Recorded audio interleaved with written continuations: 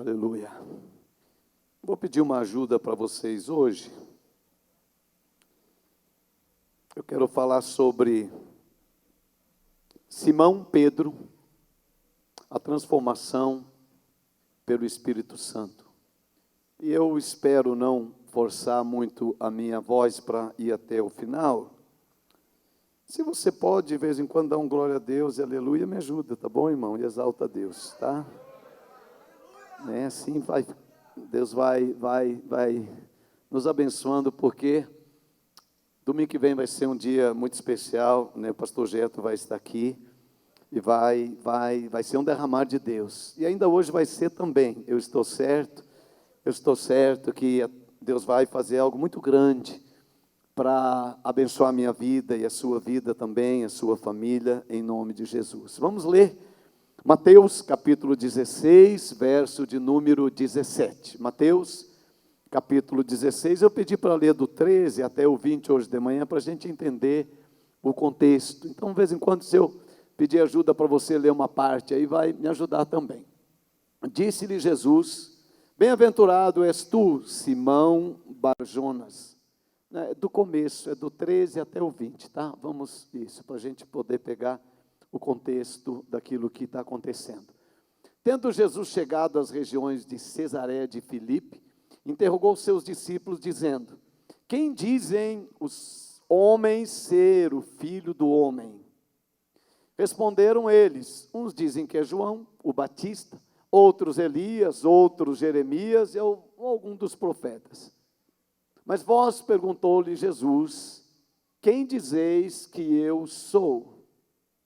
Respondeu-lhe Simão Pedro: tu és o Cristo, o Filho do Deus vivo. Disse-lhe Jesus: bem-aventurado és tu, Simão Barjonas, porque não foi carne e sangue que tu revelou, mas meu Pai que está nos céus. Pois também eu te digo que tu és Pedro, e sobre esta pedra edificarei a minha igreja, e as portas do Hades ou do inferno não prevalecerão contra ela. Dar-te-ei as chaves do reino dos céus, o que ligares na terra será ligado nos céus, e o que desligares na terra será desligado nos céus. Vamos repetir, vai lá agora, você lê, por favor, 1, 2, 3.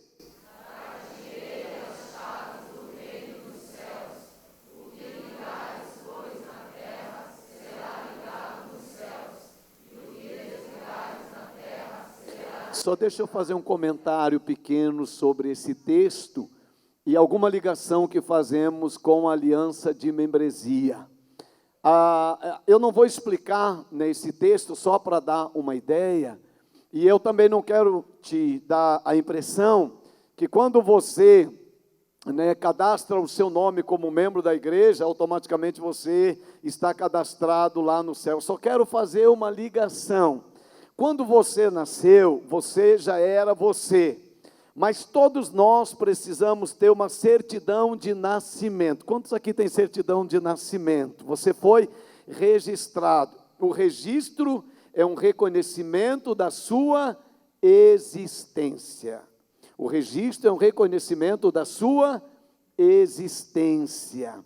Assim como nós temos um registro aqui na terra, a Bíblia diz que nós vamos ter um registro também no céu. No céu tem um livro chamado Livro da Vida. E no dia que nós fomos salvos, o nosso nome foi escrito no livro da vida. E se quando você chegar na porta do céu, o seu nome não estiver escrito no livro da vida, você não vai poder entrar. Isso demonstra que o céu também é um lugar de organização. O céu é um lugar que tem alguma semelhança com as coisas, em alguns aspectos, aqui na terra. Quantos creem que seu nome está lá? Diga aleluia. Eu estava comentando hoje em casa, eu tenho tanta expectativa, quero viver muito, mas eu creio que Jesus vai vir, talvez antes de eu viver 120 anos, eu imagino, Mas, gente, eu acho que o céu realmente é um lugar maravilhoso. Quantos creem assim? Eu acho que o céu é um lugar assim maravilhoso, maravilhoso, maravilhoso. Maravilhoso, né? E eu sei que nós, pela graça de Jesus e o amor dele, nós vamos para lá. Diga assim, eu vou para lá. Diga assim, eu vou demorar, mas eu vou para lá. Eu vou para lá. Isso. Vamos lá. Verso 20. Então ordenou aos discípulos que a ninguém dissessem que ele era o Cristo. 21. Desde então começou Jesus a mostrar aos seus discípulos que era necessário que ele fosse a Jerusalém, que padecesse muitas coisas dos anciões e dos principais dos sacerdotes e dos escribas, e que fosse morto, e que ao terceiro dia ele ressuscitasse. Obrigado, até aí. Queridos, na Bíblia, o nome, principalmente, muitas vezes no Velho Testamento, mas também no Novo, o nome era associado ao caráter da pessoa, aquilo que ela era e aquilo que ela fazia. Se você já foi no encontro com Deus, você vai saber me responder. Jacó significava o enganador. Então, toda vez, né, lá no Velho Testamento, de Gênesis que falava de Jacó, estava dizendo o enganador, o trapaceiro. Mas quando ele teve o encontro com Deus, o nome dele foi mudado para Israel, que significa... Só esses três aqui, sabe? Me ajuda, irmão, se você pode, eu estou pedindo a sua ajuda. Vamos lá, se você pode, me ajude. Vou de novo. Quando Jacó teve um encontro com Deus, o nome dele foi mudado para Israel, que significa príncipe de Deus. Príncipe de Deus, o nome dele foi mudado. Quando Jesus chamou Pedro, o nome primeiro era Simão. Simão significa vacilante. Simão significa caniço, aquela vara fina, né? Uma pessoa que não é firme. E eu estava pensando como era a vida de Simão. Às vezes Simão era tão firme, falava as coisas tão importantes, mas daqui a pouco ele falava umas coisas que não tinha nada a ver. Né? Logo depois de Mateus 16, que ele fala, tu és o Cristo, e Jesus diz, Pedro, não foi a carne que te revelou, mas foi o próprio Deus que te revelou. Quando Jesus vai falar, depois do verso 21 para frente, que ele vai ter que morrer no resgate do pecado da humanidade, aí Pedro diz, não pode fazer isso. Aí Jesus disse, Simão, você não está falando mais agora da parte de Deus, para trás de mim, Satanás. Nós entendemos, então, essa oscilação, né, na vida deste homem. E eu também fiquei pensando, olha para mim um instante, como a igreja está cheia de Simão e Simona.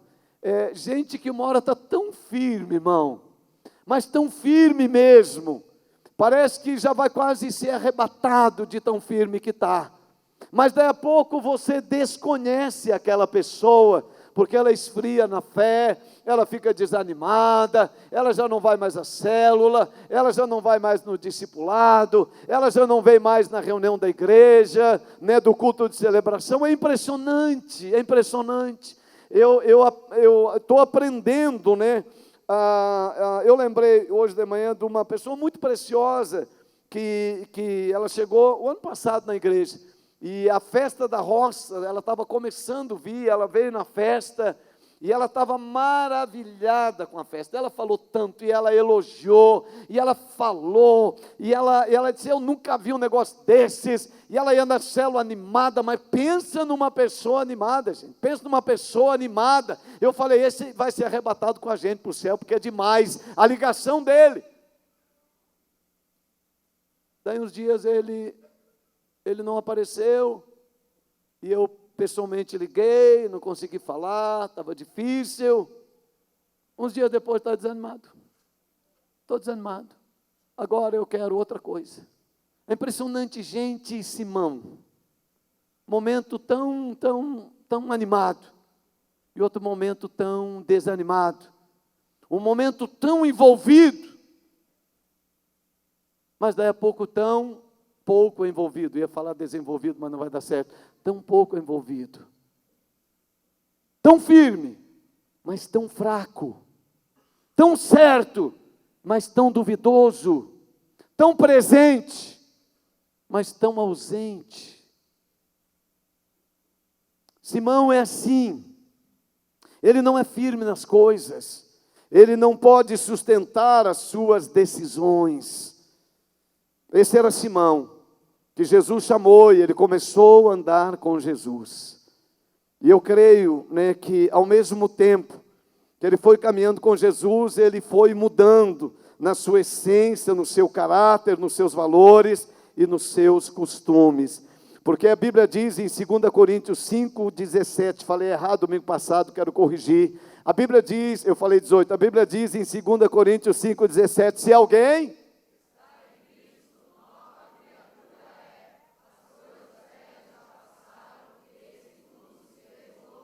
Vamos falar todo mundo junto agora. Se você emprestar a sua voz para esse momento, vai ficar tão bonito. 1, 2, 3.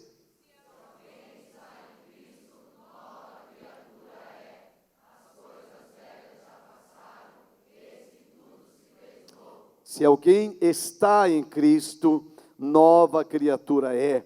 As coisas velhas já passaram, eis que tudo se fez novo. Queridos, eu creio que uma das coisas mais difíceis de tratar na vida de uma pessoa não são alguns vícios que ela adquire no decorrer, dos anos, mas é quando ela cresce com uma deformação de caráter. Quando eu vi o João Marcos falando, eu fiquei assim agradecendo, pelo lar, Robson, seu e da Vilma, de dar aos filhos a oportunidade de formar um caráter desde cedo. Quantos de vocês nasceram num lar que nunca teve instrução do seu pai para ler a Bíblia, para orar, nunca teve num lugar onde a sua vida pudesse ser estimulada a uma transformação? Talvez você nasceu no lar onde os seus pais mentiam, seus pais brigavam, seus pais faziam muitas coisas erradas. Isso foi contribuindo para a formação de um caráter problemático. E aí depois você cresceu, agora você veio para o reino de Deus, mas se o problema é no caráter, é um pouco mais difícil de tratar, porque o caráter tem a ver com a estrutura. Por exemplo, um problema de caráter, mentir. Mentir é um problema de caráter. E a Bíblia diz isso é tão sério, porque quando nós mentimos, nós nos identificamos com o pai da mentira, que é o diabo. João 8:44. Foi um dos primeiros versículos que eu aprendi logo que eu converti. A Sinorá me ensinou, qualquer coisa assim que eu falava só meia verdade, porque meia verdade é uma mentira inteira. E aí a Sinorá falava, João 8:44, o pai da mentira é o diabo. Então até hoje eu decorei essa parte do João 8:44. Diga assim, o pai da mentira é o diabo. E aí nesse texto Jesus está falando, que nós nos tornamos filhos do diabo quando nós andamos no caminho em que o caminho dele, que é mentir. Mas se temos um problema de caráter, nós vamos achar que mentira é até uma coisa normal. Há um país, que eu não vou citar aqui, não quero constranger, porque eu aprendi que às vezes a gente fala uma coisa um dia eu estava numa reunião, fui falar do negócio da Argentina, eu tinha certeza que não tinha ninguém da Argentina, era uma reunião de pastores, tinha uma pastora lá, e ficou ruim para mim no final. Então sempre fica ruim quando a gente fala, aí eu estou aprendendo assim a cuidar algumas coisas, principalmente tudo vai para a internet, e aí fico sabendo, eu estou cuidando, estou aprendendo, não vou falar desse país, mas lá a cultura, ela é alicerçada na mentira. Eles dizem assim, se a gente não mente, a gente não vive. Isso é um problema de caráter. E até na igreja, as pessoas, eles falam assim, porque a mentira protege a gente. Se você não mentir, você vai ficar desprotegido. Mas isso é um problema de caráter. A segunda característica, de um problema de caráter é roubar. Roubar é adquirir com facilidade o que a vida só dá, com esforço e sacrifício.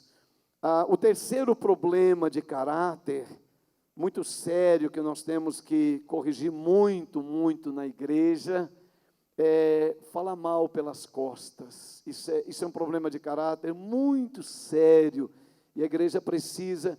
Você não tem que concordar com tudo na igreja, nós vamos errar, somos seres humanos, e a gente vai errar.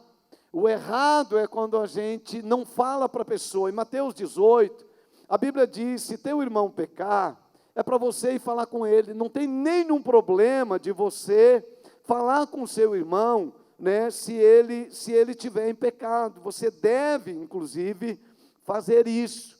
Mas falar pelas costas, irmão, não é para fazer isso. A Bíblia deixa muito clara o que nós não devemos fazer. Coloque esse texto para mim de Mateus 18.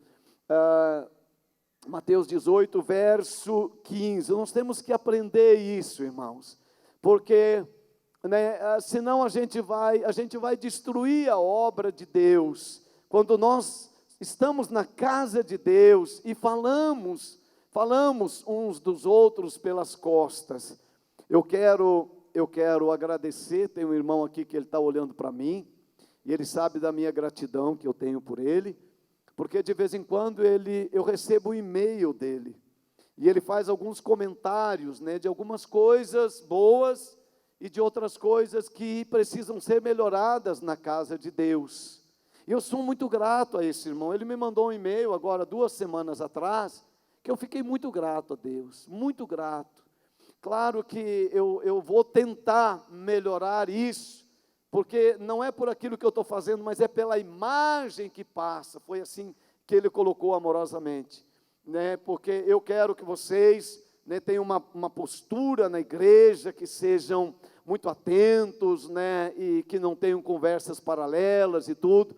Mas eu mesmo fico resolvendo muita coisa aqui na hora do culto, resolvendo uma coisa e tal, e vem um e vem outro, eu estou resolvendo as coisas, e ele disse, pastor, né, que conselho abençoado. Ele disse, talvez se a sua equipe pudesse ajudar a resolver essas coisas, para você ficar mais concentrado naquilo que você tem que fazer. Alguém que observou isso, e ao invés de ficar falando, né, viu, o pastor fica lá querendo que ninguém fale, mas ele mesmo fica lá de conversa e tal, e etc e tal. Não, isso seria uma atitude errada. Agora, falar para a pessoa, né, para quem cometeu o erro, é muito certo, é assim que nós devemos fazer. Quando nós falamos pelas costas, sempre pelas costas, tem a ver com traição. Traição sempre é pelas costas. Por isso que a Bíblia, né, você não é Judas, nem eu. Então nós temos que olhar muito, ora, se teu irmão pecar, vai e repreende-o entre ti e ele. Não é entre o irmão da célula, não é entre o discipulador, não é entre vocês dois. Se te ouvir, ganhaste teu irmão. É assim que a Bíblia ensina que é para fazer. Entendeu, irmãos? Nós precisamos aprender isso. Se a gente não fizer isso, a gente está fazendo errado. Então vamos, né, o verso 16, olha como tem que ser. Mas se não te ouvir, leva e não fala mal para os outros. Pega 2 irmãos, ou irmãs no caso também, para que pela boca de 2 ou 3 testemunhas, toda a palavra seja confirmada. É só então o discipulador ali, um pastor talvez, para ir lá falar, olha como é sério a coisa. Agora o verso 17, se recusar a ouvir os 3, então o que é para fazer? O que é para fazer? É para dizer para a igreja. Olha que sério. Então eu gosto muito de pensar nessa disciplina da casa de Deus. Eu sei que nós estamos crescendo, e eu quero crescer, né, se eu fizer alguma coisa, né, então eu quero que você possa falar para mim. Se você fizer, eu quero que você possa, né, que eu possa falar para você, e assim a gente vai caminhando, né. E essa aqui eu só vou mencionar, nem vou dar o texto, mas outra coisa que A Bíblia diz que não é para a gente fazer, e de vez em quando eu faço, e eu acho que você faz. Jesus disse: não julgueis, para a gente não ser julgado. Porque com a mesma medida que julgardes os outros, julgarão também você. Eu disse hoje, meio brincando na igreja, mas falando sério, que bom que não é eu que vou te julgar para a eternidade, é Deus. Diga amém, irmão. E que bom que não é você que vai me julgar, é Deus. Amém também. Que bom que não é você que vai julgar a minha família, é Deus. Senão eu estaria frito. Agora, diga assim: que bom, pastor, que não é você que vai julgar a minha família.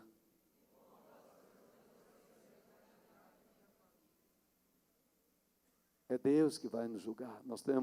Vamos estar diante dele. Sabe por que tem um problema aqui? Porque nesse julgamento a gente tem duas medidas. Uma medida para nós, bem boazinha, e a outra medida para os outros, bem ruinzinha. Uma medida para a nossa família e outra medida para a família dos outros.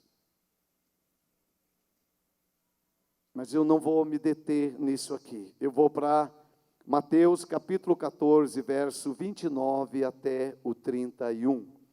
Mateus 29, capítulo 14, do 29 a 31. Pedro, o Simão, o vacilão, disse-lhe ele: vem, Pedro, e descendo do barco e andando sobre as águas, foi ao encontro de Jesus.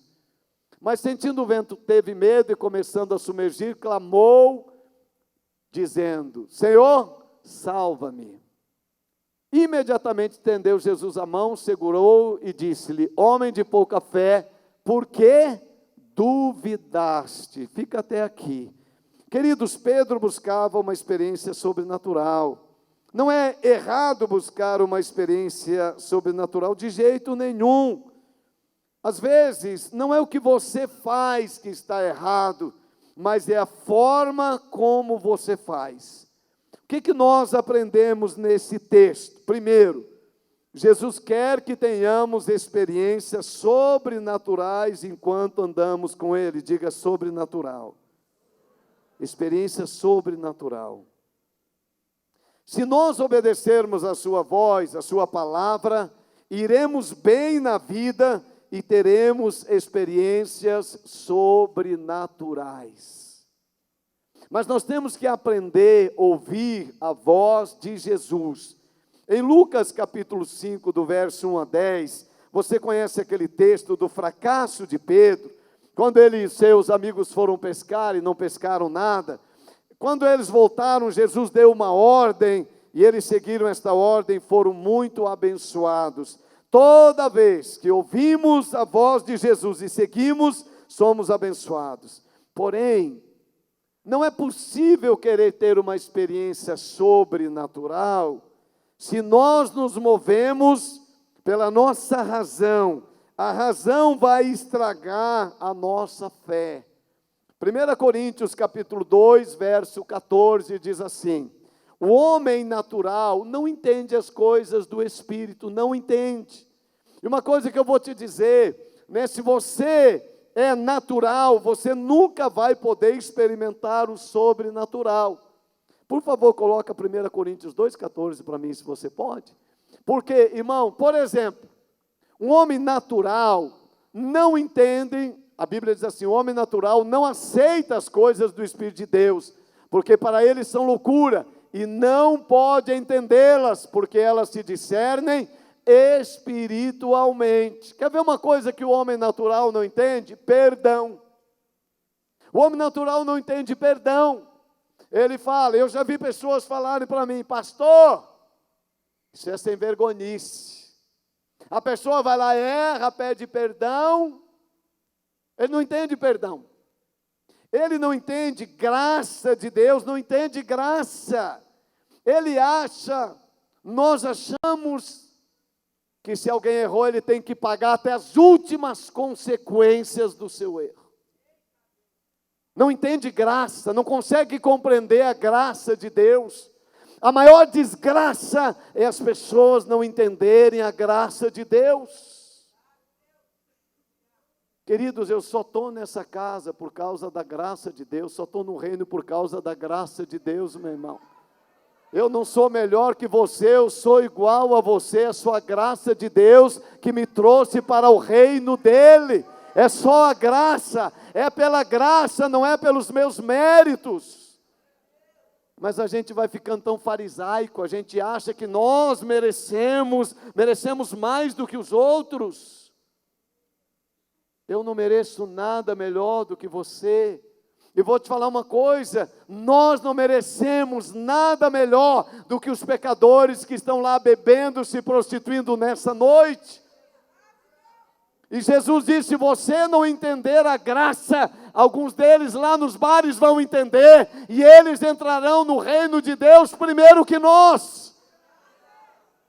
Se não entendermos a graça de Deus, a graça de Deus. Eu vou te falar uma coisa, irmão. Paulo diz assim, pessoas que viveram no pecado, eles entendem a graça de Deus. Aonde abundou o pecado, superabundou a graça de Deus. Mas se a gente nasce na igreja meio certinho, a gente não entende a graça de Deus. A gente acha que a gente é melhor do que os outros. Nós achamos, que nós somos mais perfeitos do que os outros. Isaías diz que a nossa justiça diante de Deus é trapo de imundícia, é sujeira. A nossa justiça. Aquilo que nós fazemos, que achamos que está certinho diante de Deus, é trapo de imundícia. Queridos, eu sou salvo pela graça de Deus. É a graça de Deus, diga, é a graça de Deus. É a graça de Deus. Graça de Deus. A minha família é salva pela graça de Deus. A sua família é salva pela graça de Deus. Mas o homem natural não entende a graça de Deus. Uma coisa, o homem natural, vou te falar, uma outra coisa. O homem natural, me ajuda, presta atenção. O homem natural não entende discipulado. Não entende, Osni? Não entende discipulado. O homem natural não entende. Ele fala, é um absurdo isso, pastor. Esse negócio que Jesus veio fazer na terra é um absurdo. Me desculpe, Jesus. Porque tem uns fariseus bem educados. Jesus, me desculpe. Mas discipulado, esse negócio, Jesus, não entendo isso. Porque como eu vou submeter a minha vida a outra pessoa? Provérbios diz que ferro com ferro se afia. Tem gente com fio grosso. Sabe a faca quando fica com fio grosso? Não corta nada. Porque não se deixa ser afiado. Não se deixa, não entende, não entra na cabeça. Porque o homem natural não pode. Como é que pode? Dois marmanjos que nem o Odilon e o Osni. Fica essa coisa, pedindo ajuda um para o outro lá, dizendo, submetendo, coisa horrível, o negócio é esse. Quer ver uma coisa que o homem natural não entende honra, não entende honra. Não entende, ele fala, puxa saco. Eu não gosto de falar isso, agora eu falei, desculpe. Realmente não gosto de falar isso. Que nem o Chaves, escapou. Mas não gosto de falar do Chaves também, escapou de novo, não gosto. Mas o homem natural não entende isso. Não entende isso. Eu vou parar, ele falou, para, senão vai continuar escapando, eu vou parar. Não entende essas coisas, irmãos. O homem natural não entende a honra. Judas era um homem natural. Ele fazia as coisas do homem natural. E quando Maria, apaixonada pela graça de Jesus, foi derramar perfume sobre Jesus, no momento de angústia de Jesus, que Jesus ia morrer para salvar toda a humanidade. Judas diz: para que esse desperdício? Para que isso? Para que essa honra? Para que essa rasgação de seda? Põe o homem logo na cruz.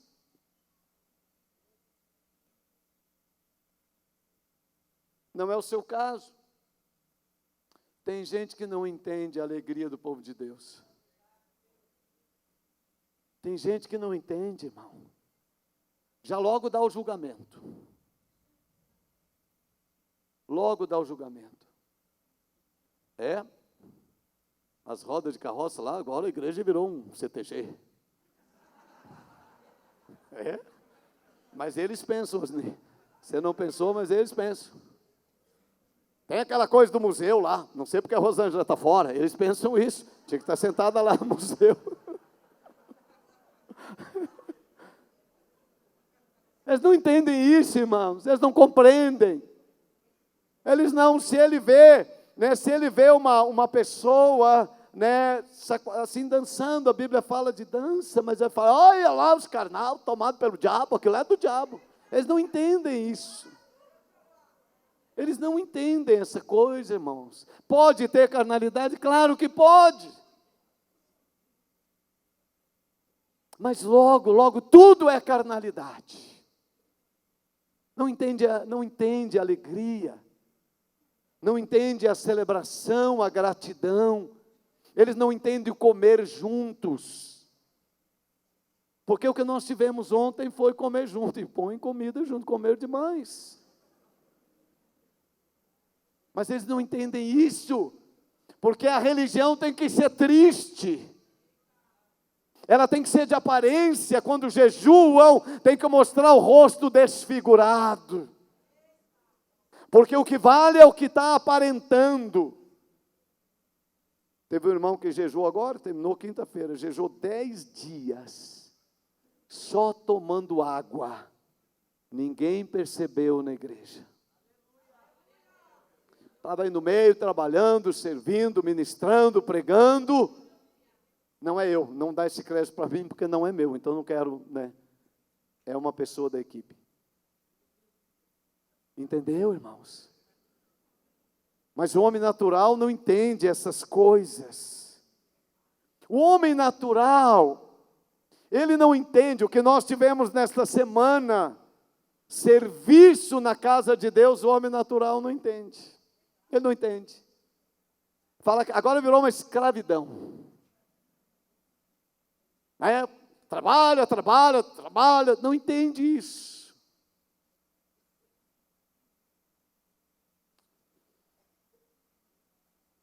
O homem natural não entende essas coisas. Vamos agora para outro texto de João 18:10. É o Simão. João 18:10. Quero falar um pouquinho sobre esse texto. O homem que, João 18:10, vai lá ler para mim, por favor, 1, 2, 3, me ajuda, vai.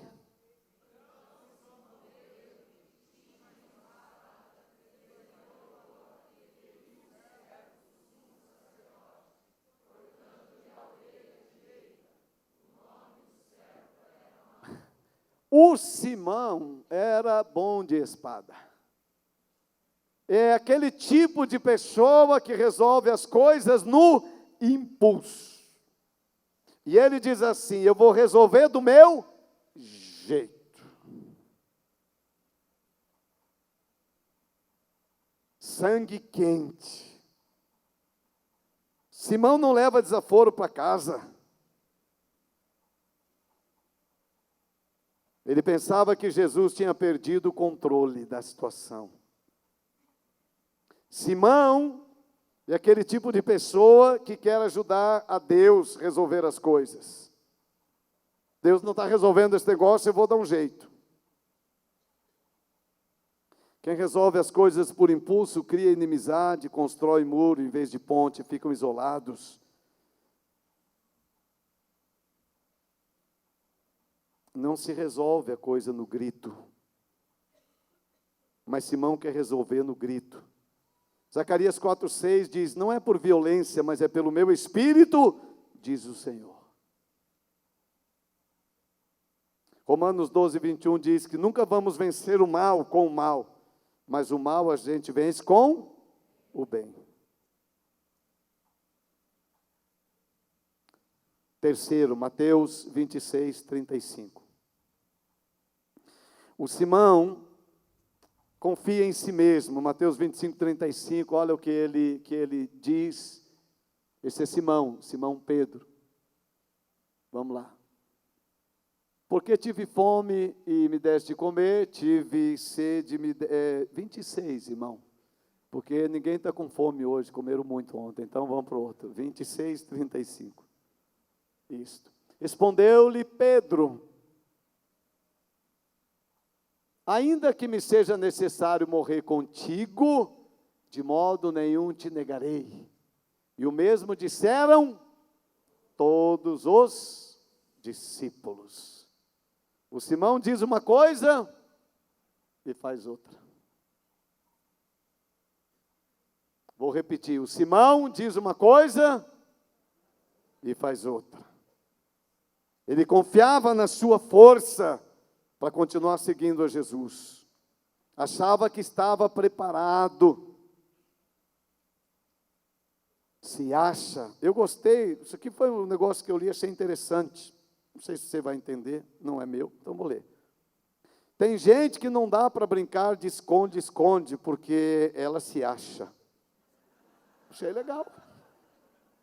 Achei boa. Achei legal essa. Eu acho que eu vou contar dos outros, que fica melhor assim. Negar a Jesus, sabe o que é negar a Jesus? É conhecer a verdade e não praticar. Olha, presta atenção. Negar a Jesus é fazer as coisas como se Ele não tivesse presente e nem tivesse vendo. Vou repetir. Negar a Jesus é fazer as coisas como se Ele não tivesse presente e Ele não tivesse vendo. Mas para concluir, eu quero falar da transformação completa de Pedro. Lucas 24:29, Jesus disse: vocês precisam ficar em Jerusalém, porque vai acontecer algo com vocês. Pedro já estava caminhando com Jesus, mas ele precisava de uma experiência com o Espírito Santo. Eles, porém, o constrangeram. 49, isso, por favor, 24:49. Eis que sobre vós, leiam todos comigo, eis que sobre vós a promessa do Pai.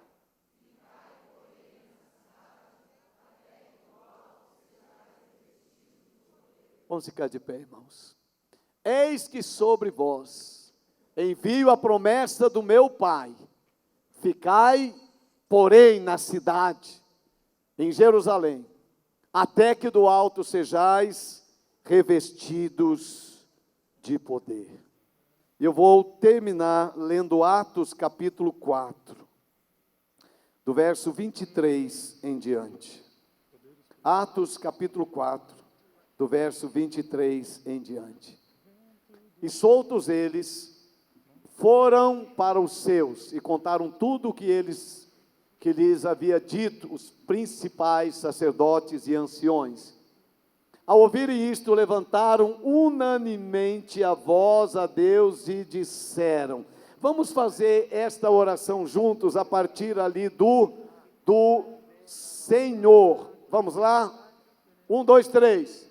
Senhor,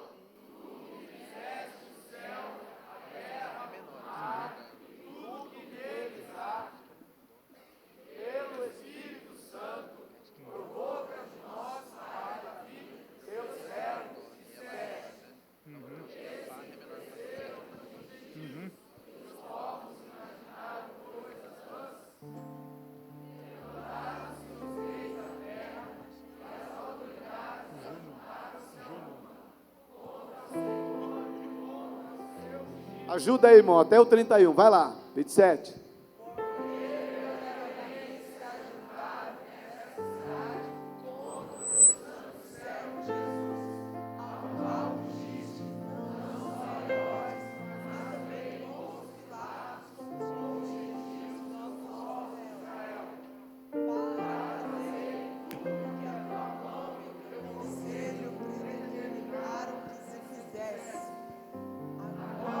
Bem forte. Senhor, olha para as suas ameaças e Concede aos teus servos que fale com toda a intrepidez a tua palavra, enquanto estendes a mão para curar e para que façam sinais e prodígios pelo nome de teu santo servo Jesus.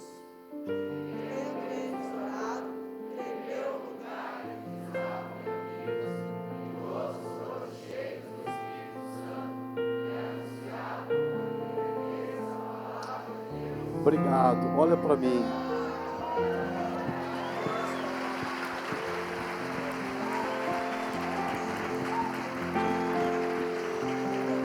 Queridos, eu penso que vamos fazer algo muito especial no final desse culto. Realmente eu creio. Nós estamos, olhando a palavra de Deus. Nós vimos Simão e agora nós vimos Pedro. Olha a oração desse homem, olha a entrega desse homem, olha quem esse homem se tornou. Agora, Pedro significa rocha, Pedro significa firmeza, e todos nós vamos orar. Você não vai sair do seu lugar. Nós começamos orando, nós estamos aprendendo a orar, nós estamos aprendendo a clamar a Deus, nós estamos aprendendo a buscar a Deus, e vamos nesse tempo, aonde você está, eu estou ainda tendo uns minutinhos, dentro desse tempo, você vai levantar a sua voz. Todos levantaram a sua voz, da forma, é interessante, irmãos, quanto mais cheios do Espírito Santo nós estamos, com mais facilidade sai a nossa voz. Quanto menos nós estamos cheios do Espírito Santo, a voz é tão baixinha, não há intensidade na oração, não há fervor na oração. E assim como nós oramos no começo, eu quero que você comece a orar aí onde você está. Porém, eu também sinto no meu espírito que nós, enquanto nós estivermos orando, algumas pessoas vão ser muito tocadas pelo Espírito Santo. Elas estão precisando desse mover do Espírito Santo, porque estão meio vacilantes, elas estão precisando ser ajudadas, elas precisam receber esta unção para ficarem firmes, porque a prova é dura, porque as dificuldades são grandes. E às vezes, se o Espírito não te ajudar e não fazer de você um Pedro, você corre o risco de desanimar. Eu sei que há outras situações, algumas pessoas precisam ser curadas, algumas enfermidades muito sérias, alguns problemas muito grandes que você não pode resolver. E nós vamos fazer com que, enquanto nós oramos, estas pessoas possam sair do seu lugar, vir aqui à frente. Enquanto nós vamos estar orando, o Espírito de Deus vai mover sobre a situação. Às vezes é lá na família, às vezes é na casa. Você tem que voltar a enfrentar uma situação difícil. Então, igreja, levante as suas mãos aos céus, abra a sua boca e comece a orar. Que este lugar trema, que este lugar trema. Levante a sua voz, vamos buscar a Deus. Querido, a igreja precisa orar com intensidade. A igreja precisa aprender a clamar. Há situações que precisam ser resolvidas ainda nessa noite. Pessoas estão desesperadas, pessoas precisam ser ajudadas por Deus. A Bíblia diz: aquele que se humilha, Deus exalta, aquele que pede, recebe, aquele que busca, acha. Então, igreja, vamos orar para que trema este lugar nessa noite. Enquanto a igreja orava, enquanto a igreja clamava, o Espírito Santo vinha, algo sobrenatural acontecia. Igreja, ore, o sobrenatural de Deus vai acontecer.